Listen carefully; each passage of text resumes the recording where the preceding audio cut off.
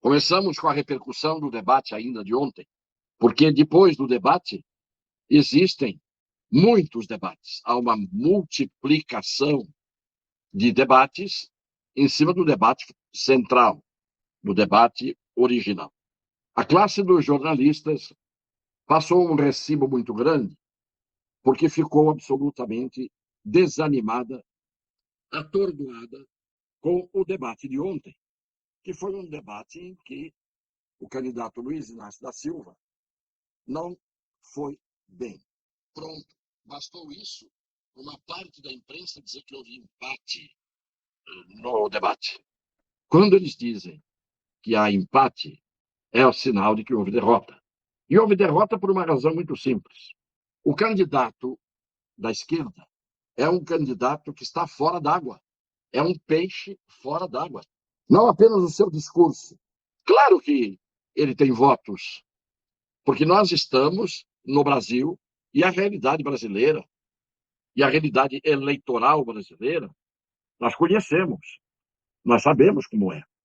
Se fosse um país em que os eleitores acertassem sempre e bem, nós não seríamos um país com tantas queixas da história, do passado, da política e dos políticos.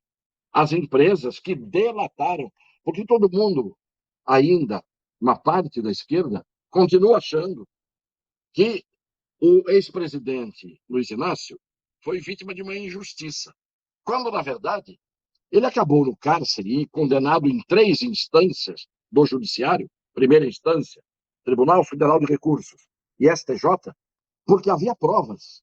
E essas provas vieram de onde? E aí que eu queria que as pessoas parassem para pensar. Os teimosos, os cegos que não querem ver, os fanáticos. De onde vieram as provas? As provas vieram de acusação da chamada direita contra a esquerda? Ou a prova veio dos sócios dos negócios realizados no governo da esquerda? O pessoal da direita, nessa história, foi espectador. Quem fez as delações? O tesoureiro, o marqueteiro, os empresários, sócios e amigos dos governantes, chefiados pelo Luiz Inácio.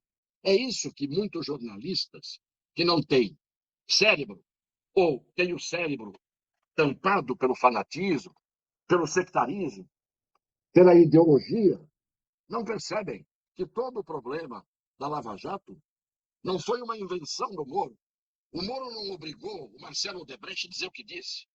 O Moro não obrigou o Emílio, pai do Marcelo da Odebrecht, a dizer o que disse. O Moro não obrigou o Palocci a dizer o que disse. A dizer o que disse. Não pararam para pensar nisso aqueles que não aceitam a realidade como ela é, que não aceitam a verdade exposta. Então, é por isso que o senhor Luiz Inácio da Silva foi mal ontem no debate. Porque é, repito, um peixe fora d'água. Está num lugar em que o puseram, colocaram o senhor Luiz Inácio da Silva num lugar que não deveria estar sendo ocupado por eles, por ele. Se a esquerda tivesse quadros à altura, e não predadores, e não terroristas ideológicos, e não pessoas que estão sempre atacando, como também uma parte da direita faz. Mas a esquerda só faz isso. E é um estilo de ser dos anti-Bolsonaro. E a presença ontem do Moro, que está sendo criticada, porque ele teria, depois de ter rompido com o presidente e vice-versa, ele estava lá apoiando o presidente. Isto, o rompimento entre eles, foi um rompimento muito menos severo do que o rompimento que havia entre o Alckmin e o Luiz Inácio da Silva. Pois o Luiz Inácio da Silva dizia o Alckmin que o Luiz Inácio da Silva queria voltar ao local do crime, chamando, portanto, o seu candidato a presidente, do qual ele é vice, de criminoso com todas as letras. Então, o Moro aprendeu rapidinho que na política há certas reconciliações que são admissíveis, porque são pessoas que falam a mesma língua e não chegaram ao nível mais baixo de acusações, como havia entre o Alckmin e o PT e o Luiz Inácio da Silva. E eles estão juntos. Como estavam com o Temer, que foi o vice da Dilma, 4 anos. Um outro tema é o ataque que hoje foi realizado na comunidade de Paraisópolis, uma das maiores de São Paulo. Ela e Heliópolis são as duas maiores. Um ataque que foi feito para, no mínimo, intimidar a equipe que estava lá, com ele comandando, Tarcísio Gomes de Freitas. E eu quero mostrar 2 pequeníssimos trechos da fala do presidente Bolsonaro e da fala dele hoje a respeito desse ataque. Recebi um telefonema do Tarcísio, algumas imagens também. Tudo é preliminar ainda, então eu não quero me antecipar. Se informação contra a equipe dele, se informação isolada, se algum conflito já estava havendo ou por haver na região. Então seria prematuro eu falar sobre isso. Vamos lá. Então, qual é a leitura que a gente faz? Na minha opinião, foi um ato de intimidação. Foi um recado claro do crime organizado, dizendo o seguinte: vocês não são bem-vindos aqui. A gente não quer vocês aqui dentro. Eu queria mostrar mais uma vez, com a retidão que a gente procura atribuir a estas lives, a diferença que há no discurso do presidente Bolsonaro e do candidato ao governo de São Paulo, Tarcísio Gomes de Freitas, em relação à exploração e ao discurso que aquela parte que a gente conhece bem da esquerda faz, tirando proveito daquilo que pode lhe servir, ainda que em cima da mentira, do fake news, ou da fake news, como quiserem, dos exageros, dos factoides, das invenções. Vejam o que disse o presidente Bolsonaro. Ele disse: é muito preliminar, eu não quero me antecipar, eu não posso, em outras palavras, afirmar que foi um atentado contra o candidato ao governo do estado de São Paulo. Não fez exploração política, não atribuiu ao fato uma condição que ele ainda não conhecia, mas poderia ter utilizado o fato de uma forma exploratória e não fez. E o próprio candidato Tarcísio, que foi obrigado a sair junto com jornalistas, correndo, ele menos, mas os jornalistas todos assustadíssimos, porque é fácil falar sem nunca ter chegado ali perto desses tiroteios, dessas figuras armadas que existem em comunidades, que fazem a comunidade ser refém deles. De qualquer maneira, o que disse o candidato Tarcísio Gomes de Freitas? Acho que não foi um atentado. Vejam a honestidade moral que eu digo que é preciso ter e que eu aponto aqui sempre neles. Ao invés de fazer uma exploração, também colocando-se como vítima de um atentado, ele disse: acho que não foi um atentado contra a minha pessoa. Foi um processo de intimidação. Isto é, aqueles 8 em 4 motos que foram lá, interrogaram as pessoas primeiro, filmaram e voltaram armados, fazendo disparos, esses estavam dando, sim, um recado intimidatório. Nós não queremos vocês aqui dentro. É essa postura do crime organizado que se infiltra dentro das comunidades. Por que eles fazem isso?